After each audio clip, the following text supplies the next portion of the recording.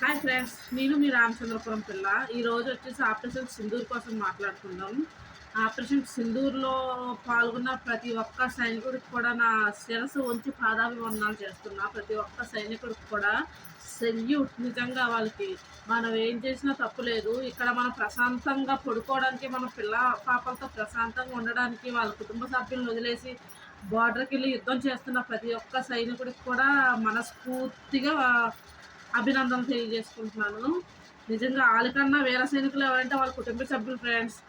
వాళ్ళ తల్లిదండ్రులు, వాళ్ళ భార్య పిల్లలు. నిజంగా మనం పక్క ఏదైనా గొడవ అయితేనే పంపించడానికి భయపడుతున్నాం. వద్దండి, ఎలకండి, ఏదైనా తగులుతుంది అని చెప్పి. అలాంటిది దేశం కోసం పోరాడడానికి వెళ్తున్న ప్రతి ఒక్క వీర సైనికులు కూడా వాళ్ళ తల్లిదండ్రులు, భార్య పిల్లలు గర్వంగా పంపిస్తున్నారు. తెలుసు వాళ్ళకి వస్తారో రారో, అక్కడికి వెళ్తే ప్రమాదం అని కూడా తెలుసు.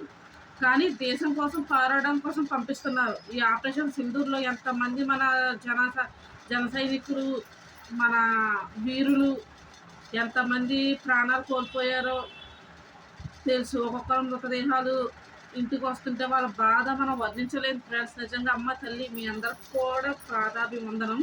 ప్రతి ఒక్కరికి కూడా. అలాంటి గొప్ప సైనికుడిని మన దేశం కోసం ఇచ్చారు మీరు.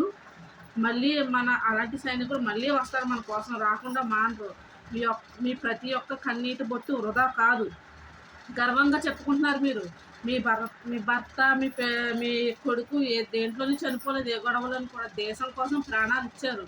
నిజంగా మీరు గర్వించదగిన వాళ్ళు. మీలాంటి వాళ్ళు పాదాలకు మొక్కినా కూడా ఎటువంటి తప్పు లేదమ్మా. నిజంగాని మీలాంటి వాళ్ళు మన దేశం కోసం ఒక బిడ్డని సమర్పించారు మీరు.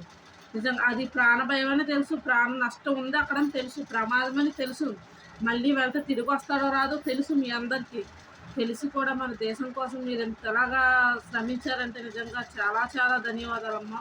ప్రతి ఒక్క సైనికుడికి కూడా హృదయపూర్వకంగా ధన్యవాదాలు తెలియజేస్తున్నాను.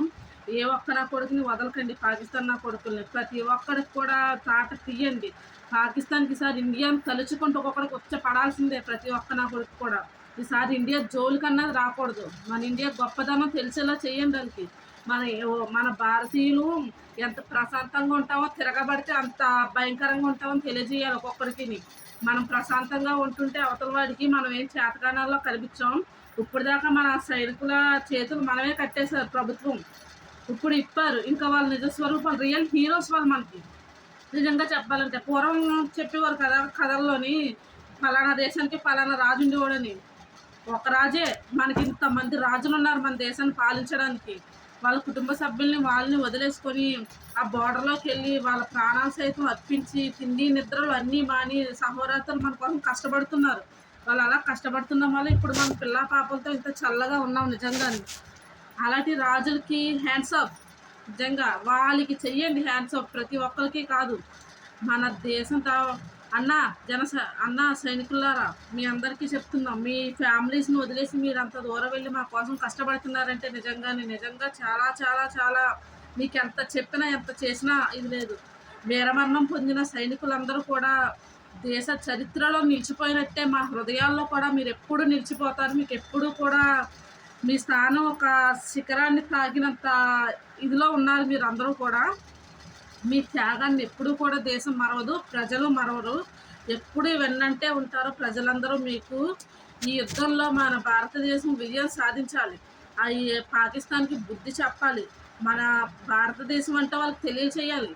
ఎప్పుడు భారతదేశం అంటే ఎప్పుడు కూడా సస్యశ్యామలంగా, ఎప్పుడు కూడా వీళ్ళేదో పిరుకోలరా, దేనికి ముందుకు రారా అనుకుంటున్నారు ఒకనా కొడుకు. అలాంటి వాళ్ళందరికీ ఈ ఆపరేషన్ సింధూర్తో అర్థమైంది. భారతదేశం జోలికి వస్తే ఎలా ఉంటుందా, ఇండియా జోలికి వెళ్తే ఈసారి అని చెప్పి.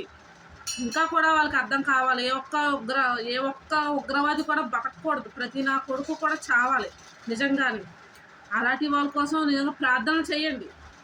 మన సైనికుల కోసం పోరాడుతున్న మన వాళ్ళ కోసం దేవుడిని మొక్కుకోండి. మన దేశం సురక్షితంగా ఉండాలని కోరుకోండి. మనం సురక్షితంగా ఉన్నామంటే అక్కడ వాళ్ళు పడుతున్న కష్టమే. వాళ్ళ కష్టం ఎవ్వరూ కూడా వర్ణించలేవు. వాళ్ళు పడుతున్న కష్టం, అంత బాధ మింగుతూ కూడా కుటుంబ సభ్యులకు దూరంగా ఉంటూ కూడా వాళ్ళ ప్రాణాలు లెక్క చేయకుండా మన ప్రాణాలు కాపాడడానికి అక్కడ పోరాడుతున్నారు అక్కడ.